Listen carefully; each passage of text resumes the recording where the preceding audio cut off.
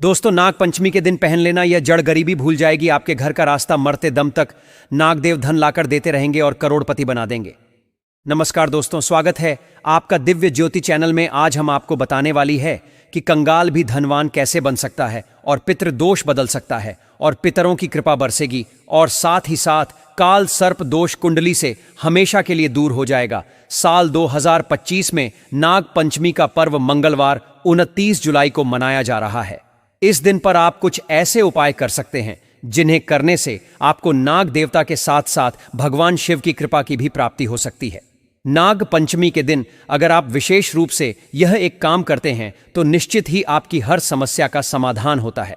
हिंदू धर्म में नाग पंचमी को हमारे देवता स्वरूप मानकर पूजा की जाती है, यानी नाग पंचमी के दिन नागों को बहुत ज्यादा पूजनीय माना जाता है। ऐसा माना जाता है कि भगवान शंकर के गले में होने के कारण यह हमारे लिए सबसे ज्यादा पूजनीय है। देव स्वरूप नाग की सहायता से सृष्टि के अनेक कार्य संपन्न हुए, जैसे कि समुद्र मंथन के समय समुद्र मंथन के दौरान बासुकी नाग का रस्सी के रूप में प्रयोग किया गया और संपूर्ण सृष्टि का भार शेष नाग ने अपने सिर पर उठाकर रखा है। स्वयं भगवान विष्णु शेष नाग सैया पर विराजमान है। ऐसी कई पौराणिक कथाओं में नागों का जिक्र मिलता है जिसमें उनके अच्छे गुण बताए जाते हैं, जो कि बहुत ज्यादा पूजनीय है। इस बार नाग पंचमी के दिन कोई व्यक्ति अगर यह जड़ उठाकर अपने घर लाता है और इसे पहन लेता है तो उसके जीवन में अनेकों चमत्कार होते हैं। जीवन में इस जड़ को धारण करने का एकमात्र नाग पंचमी का दिन आपको रंग से राजा बना देता है, परंतु इसे पहनने के कुछ नियम हैं। ऐसे ही आप इसे उठाकर न लेकर आए। और इस जड़ का क्या नाम है, कहां से यह प्राप्त होगी, यह सारी जानकारी वीडियो में आज हम आपको बताएंगे। इससे पहले वीडियो को लाइक जरूर से कर दीजिए और आप सभी सावन के इस पवित्र महीने में महादेव की कृपा पाना चाहते हैं तो कमेंट में हर हर महादेव जरूर से लिख दीजिए। आपको इस जड़ के नाम के बारे में बताऊंगा। दोस्तों, ध्यान से आपको वीडियो को एक एक शब्दों को ध्यान से सुनना है। देखिए, कई सारे लोग जो होते हैं वह सपने में नाग देवता को देखते हैं और उनकी कुंडली में जब काल सर्प दोष होता है तो ऐसे सपने आपको अक्सर आते हैं। और यह जो राहु केतु होते हैं, इन्हीं की वजह से आपकी कुंडली में काल सर्प दोष लगा होता है। सपने में नागों का नजर आना या नागिन का नजर आना आपको नाग की हत्या करने के बराबर होता है, जिसे हम दोष कहते हैं। यही काल सर्प दोष का कारण बनता है। पर कई बार आप इस काल सर्प दोष की वजह से जीवन में अपमानित होते हैं, कई जगह से भटक कर आ जाते हैं और आपके कार्य सफल नहीं होते हैं। और कई बार तो बात आपकी जान पर भी आ जाती है, जैसे कि आप कहीं जा रहे होते हैं और दुर्घटना होने का खतरा बना रहता है। पितृदोष के कारण हमारे घर में वंश की वृद्धि रुक जाती है, जैसे कि बच्चे का जन्म ना लेना और स्त्रियों का गर्भ धारण न करना। ऐसा हमारे जीवन में जब होता है जब पितृदोष लगा होता है। नाग पंचमी के दिन आपको जो जड़ में आज बताने जा रहा हूं, यह जरूर से धारण करनी है। इसे धारण करने मात्र से सारे जीवन से जितने भी दोष आपके लगे हुए हैं सब एक क्षण में दूर हो जाएंगे और आप तरक्की के मार्ग की तरफ बढ़ेंगे। भगवान शंकर की कृपा आपको मिलती रहेगी। दोस्तों, आपको बताएं कि जो धन होता है उसे धन की रक्षा नाग करते हैं। नाग को नाग देवता कहा जाता है। धन की प्राप्ति नाग देवता की कृपा से आसानी से प्राप्त की जा सकती है। आखिरकार आपको ऐसी कौन सी जड़ है जिसे आपको धारण करना है, तो अब ध्यान से सुने। मैं आपको उसका नाम बता रहा हूं। देखिए, यह जड़ है सर्पगंधा। जी हां दोस्तों, सर्पगंधी का पौधा जो होता है, इसकी जड़ को आपको लेकर आना है। वीडियो में साफ रूप से आप देख सकते हैं और कमेंट के माध्यम से मुझे जरूर बताएं कि इसे आपके यहां पर किस नाम से जानते हैं। और साथ ही साथ कमेंट में आप अपना नाम और राशि जरूर से डाल दें, ताकि राशि अनुसार जो उपाय हमसे बनेगा हम आपको बता देंगे। देखिए, सर्पगंधा नाम के इस पौधे को अगर आप नाग पंचमी के दिन घर लेकर आते हैं और विधि विधान से पूजा करने के बाद आप इसे अपनी किसी ताप बीज में या किसी लाल कपड़े में या काले कपड़े में इस जड़ को धारण करते हैं, तो ऐसा करने से ऐसा माना जाता है कि सर्पगंध की जड़ को धारण करने वाला व्यक्ति को कभी भी ना तो सांप काटता है, न काल सर्प दोष उसके जीवन में लगता है, साथ ही ना उसके जीवन में कभी भी पितृदोष लगता है। सर्वप्रथम इस नाग पंचमी के शुभ अवसर पर ही यह शुभ कार्य आपको करना है। देखिए, आपको नागपंचमी के दिन इस सर्पगंधा की जड़ को लोहे की किसी भी वस्तु से कुदाल करके नहीं लाना है। इसे आप अपने हाथों से खोद कर लेकर आए, यह अति उत्तम होगा। और इसे गंगा जल से धोकर ही, गंगा जल में धोने के बाद ही सबसे पहले शिव भगवान के चरणों में समर्पित करें और 7 बार शिवलिंग पर टच करने के बाद भगवान शिव के किसी भी मंत्र का जाप करें। और उसके बाद एक घी का दीपक आपको जलाकर इस दीपक की लो को भगवान शिव को दिखाकर इसे भी दिखाएं। और इसके बाद या तो चांदी के ताबी में या तांबे के ताबीज में आपको इसे धारण करना है। अगर ना मिले तो आप जो है काला कपड़ा या लाल कपड़ा भी ले सकते हैं और इसमें इस ताबीज बनाकर धारण करें। ध्यान रहे, ऐसा करने वाले व्यक्ति को हमेशा सफलता मिलेगी, कभी भी असफल नहीं हो सकते और नाग देवता की कृपा से धन की प्राप्ति होगी। अब मैंने जितने भी आपको उपाय बताए वह 100% असर देते हैं, तो आपको किस बात की देरी है? तुरंत नाग पंचमी आते ही यह याद रखिए, इस जड़ को जरूर लेकर आई और अपने पास में आपको इस जड़ को लाकर तुरंत धारण कर लेना है। सफलता आपके कदमों में होगी और पूरी दुनिया आपके पास होगी। दोस्तों, यह जानकारी बहुत ही अद्भुत है और बहुत ही महत्वपूर्ण है। बहुत ही खोजबीन के बाद आपको यह जानकारियां दी जाती हैं, तो यह जानकारी आपको निश्चित रूप से जरूर से करनी है। और याद रखिए, आप वीडियो को लाइक जरूर से कर दीजिए और चैनल को सब्सक्राइब करना बिल्कुल न भूले। दोस्तों, लोग गलती भी कर देते। कई सारे लोगों को मैंने देखा है कि नाग पंचमी के दिन वह जीवित सांपों को दूध पिलाना शुरू कर देते हैं। इससे भयानक पाप लगता है। आपको सावधान हो जाना चाहिए और सतर्क रहना चाहिए। आपको बता दें कि जो महाराज आस्तिक मुनि ने सांपों की रक्षा के लिए नागपंचमी के दिन उन्हें दूध नहीं पिलाया था, बल्कि उनके शरीर पर दूध को लगाया था। दूध को लगाया जाता है क्योंकि यज्ञ कुंड में जो भी अग्निशमन इनको नुकसान न कर पाए, इसीलिए उन पर दूध लगाते हैं। सांपों पर दूध लगाना शुभ माना जाता है और ऐसा कोई व्यक्ति करता है तो उसकी मनवांछित इच्छा भी पूर्ण होती है। और हां, दूध पिलाना नाग पंचमी के दिन सांपों को ढोर पाप के बराबर फल देने वाला होता है। अगर ऐसा करते हैं तो सांप की मृत्यु हो जाती है। यह बात जान लीजिए और सावधान हो जाइए। घर परिवार में भी व्यक्ति जो अनजान है, उन्हें यह वीडियो जरूर से शेयर कर दीजिए, जाने जाने में यह गलती ना हो पाए।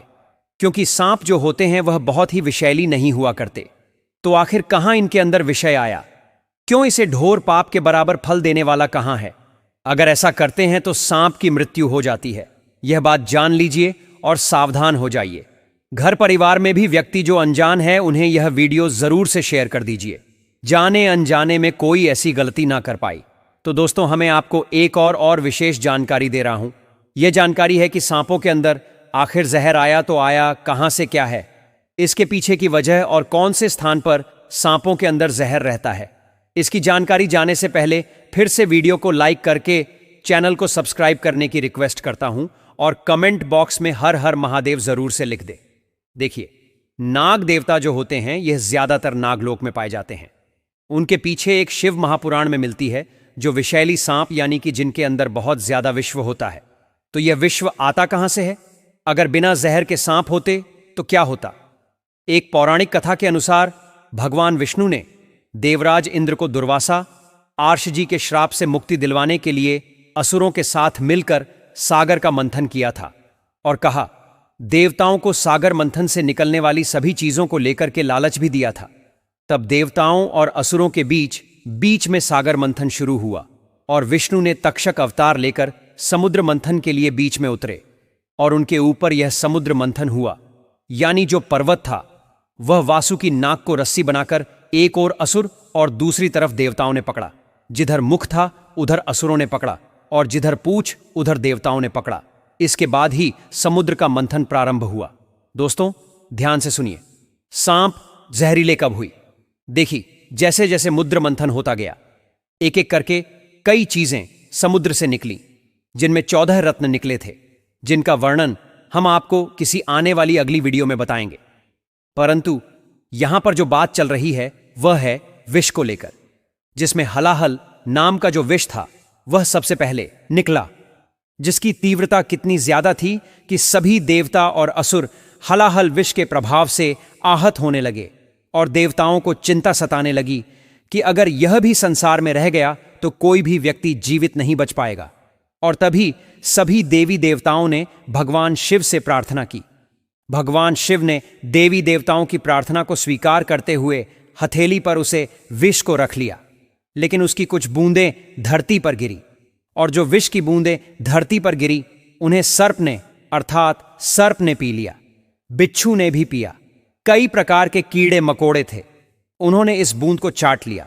तभी से बिच्छू और कई छोटे मोटे कीड़े जिनके अंदर विष पाया जाता है, तो यह इसी वजह से पाया जाता है जो इस कथा में मैंने आपको शिव महाप्राण की पुस्तक में स्पष्ट रूप में यह बातें बताई गई हैं, वही बातें यहां आपको बताई हैं। तो नाग पंचमी के दिन ऐसी कौन से उपाय हैं जिनको करने से आप शीघ्र धनवान होते हैं, अभी आपको यह भी बता देता हूं। देखिए, जीवन के हर प्रकार के दोष से मुक्ति पाने के लिए तो मैंने आपको जो जड़ धारण करने के लिए बताई उसे जरूर से आप धारण कीजिए और केवल सर्प दोष से मुक्ति पा सकते हैं, और साथ ही साथा पितृ दोष से मुक्ति पा सकते हैं। नाग पंचमी के दिन किसी भी शुभ मुहूर्त में किसी भी समय आप यह चीज कर सकते हैं। दोस्तों, कोई पाबंदी नहीं है, आपको एक काम और करना है। इसके लिए आपको एक कटोरी में दूध लेना है और इसमें मिट्टी मिलाकर आपको नाग के किसी भी बिल के पास में रखकर आ जाना है।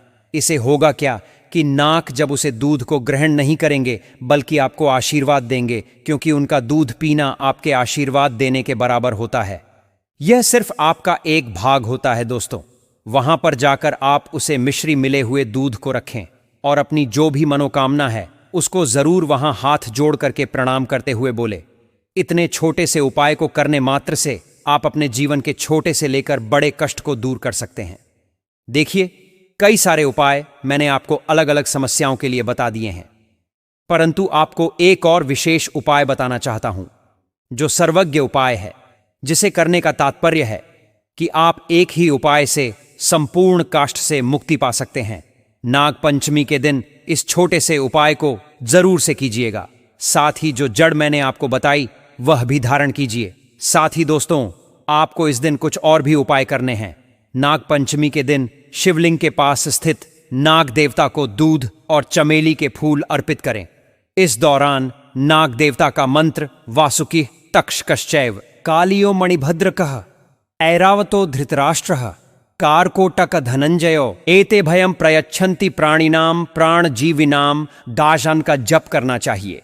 इसके साथ ही आप पूजा में इस मंत्र का भी जप कर सकते हैं। नाग पंचमी के दिन पर विधि विधान से नाग देवता की पूजा अर्चना करें, शिवलिंग का अभिषेक करें। साथ ही इस दिन पर गरीबों को अपनी क्षमता के अनुसार दान आदि भी जरूर देना चाहिए। ऐसा करने से आपके जीवन में सुख समृद्धि का आगमन हो सकता है। नाग पंचमी के दिन कई कामों को करने की मनाही होती है, जैसे सुई धागे, नुकीली चीजों जैसे चाकू, कैंची का इस्तेमाल करना या तवे पर रोटी बनाना आदि। इसके साथ ही नाग पंचमी के दिन जमीन की खुदाई से जुड़े कार्य करने से भी मनाही होती है। नाग पंचमी के दिन कौन कौन से उपाय करनी चाहिए, इसके लिए मैं एक और वीडियो आपके लिए लेकर आऊंगा। उस वीडियो को जरूर ध्यान से देखें और इस वीडियो को अपने तक सीमित ना रखें। इस वीडियो को जितना हो सके उतना शेयर करके आगे अन्य लोगों में भी शेयर करें, ताकि उनको भी इसका फायदा और वह अपने जीवन में नाग पंचमी के दिन इन गलतियों को करने से बच जाए और इन उपायों को करके लाभ प्राप्त करें। वीडियो पसंद आए तो वीडियो को लाइक जरूर करें। ऐसी वीडियो देखने के लिए आप हमारे चैनल को सब्सक्राइब जरूर से करें। मिलते आप सभी से नेक्स्ट वीडियो में, तब तक के लिए बने रहिए हमारे साथ।